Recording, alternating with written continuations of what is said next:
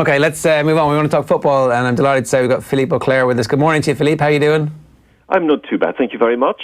There's a couple of things that we want to talk to you about specifically here, and it's the love triangle that's happening at the moment between Barcelona, Neymar and Antoine Griezmann, who seems to be a little bit on the outside of this love triangle. Neymar hasn't showed up for training. Griezmann hasn't showed up for training. What the hell is going on?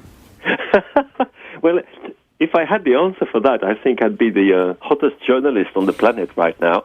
But maybe I am. No. Well, with the Griezmann situation, I think it's very much a question of meeting the release clause, and it's something that has been bubbling under for a number of weeks, if not months, and I don't think anybody's particularly surprised as to what is happening and the kind of tactics which are being used. It's not the first time that this particular club is resorting to them. The Neymar situation is almost funny, actually. He didn't turn up for training. He said that he had planned he had a prior engagement with his foundation and in Brazil, and that the club knew about it. And of course, the club knew nothing about it. And it's very messy in the case of Neymar. I'm afraid. Leonardo has made the new sports director, the new sports director of PSG has made it quite clear that the club was the one thing which mattered now, and that if he wanted to go, well, so be it. So we're looking at some pretty interesting reinforcements for Barcelona, shall we put it that way. And I think PSG, more or less everybody is now reconciled with the idea that Neymar will not be a PSG player until 2022, as was originally the plan. So here's the thing: if Barcelona do sign Griezmann, do PSG believe that they will still have the funds and facility to sign Neymar as well? Because if they sign Griezmann, it's hard to see where else Neymar might go other than Barcelona. Yes, that's absolutely true, and of course, it's always possible that to go back to square one and to say actually he never really wanted to go, and this sort of thing. I agree with you. There's a financial problem here. Even if Barcelona has got absolutely huge resources, and even if transfers, we should always remember that, are also amortized over the period of the deal and not in one single go, which of course makes things a little bit more easier in terms of financial fair play and so forth.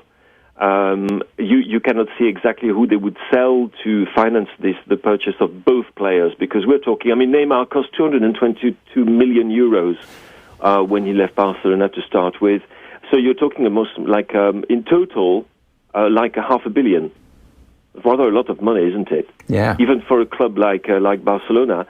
But to be honest, the situation with Neymar, it's gone to such an extent that I'm almost thinking that PSG actually wouldn't mind it in their new strategy, which is fairly obvious since the arrival of Leonardo. If you look at the players who've already left the club, if you look at the players who have joined the club, they want to put an end to the circus that it had become. And obviously, when you talk about circus, one of the first names which come to mind, even if he was also one of the best performers in the PSG shirt, which people tend to forget, is Neymar.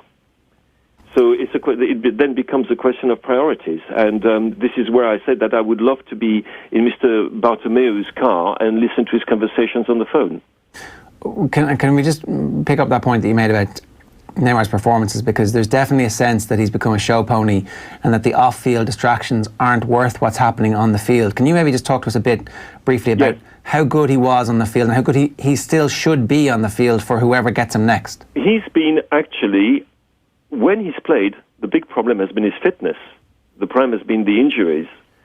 And, what happens off the pitch hasn't had the effect on his form that you might have expected. And in fact, when he's played, he's been brilliant at times.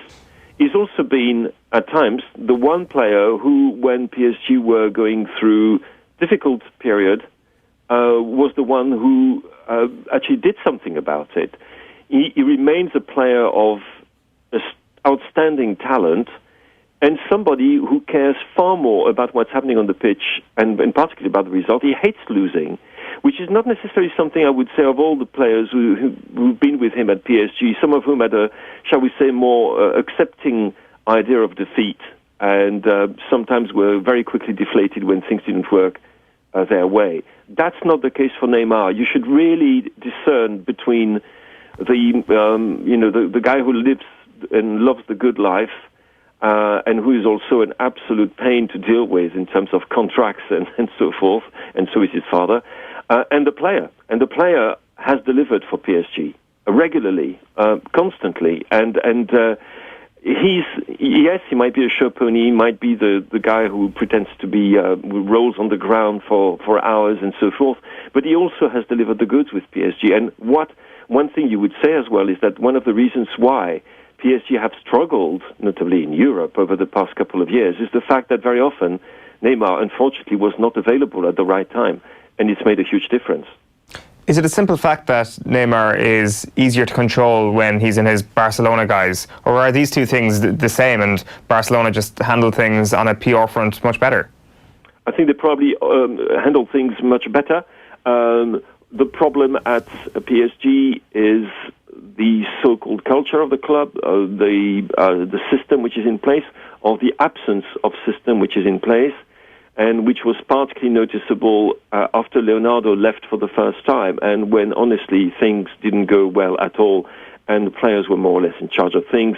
Some players were in charge of things, could basically do whatever they wanted. Remember what happened to Unai Emery and the huge problems he had with about 50% of the squad. And it seems the club has finally understood that their problem was systemic. The problem was there was a reason for which they were, of course, dominating everything in France, but that's to be expected, but failing quite miserably in Europe with a couple of decent performances, and then always falling. It would be the remontada against Barcelona. It would be especially what happened against Manchester United. And they realized that the system that was in place was not the proper system, which is the big difference between the two clubs. You do have a hierarchy in place at Barcelona. You do have people who know what they're doing, which is not necessarily the case of the current regime at PSG. Leonardo was also talking the other day about Kylian Mbappe and how he wouldn't promise anything with regards to his future. He does say, I never make promises, so perhaps he's just being straight up about that fact, and PSG fans have nothing to worry about when it comes to the future of Kylian Mbappe. But should that be the case, is there a chance that he looks around at a dressing room that no longer contains Neymar and by extension doesn't contain the world-class ambition on a superficial level, and he potentially gets unhappy and leaves? I think that Kylian Mbappe is intelligent enough to realize that his club, PSG, will do better if they have got a proper strategy in place with a sports director who's got a clear idea of what kind of team he wants to build, and to build around whom? Kylian Mbappe. And I think he's smart enough, his entourage, his father in particular, is smart enough to see that. And he's very much the player that they want to build their future around. There is absolutely no doubt about that. It is inconceivable that they would part with both Neymar and Mbappe. It is, on the other hand, absolutely true that there were moments last season when things were really not going particularly well in Europe after what happened. And not just in Europe. Remember, they also had this problem in the French Cup against Rennes, which was quite shocking. So there were more than rumors. I mean, I can tell you for a fact that, yes, there was a time at which Mbappe and his entourage had thoughts of upping sticks. Most definitely. I can confirm that. I don't think that's the case any longer. I think that I keep going back to that. The arrival of Leonardo is an absolutely crucial element in what is going to happen to the club.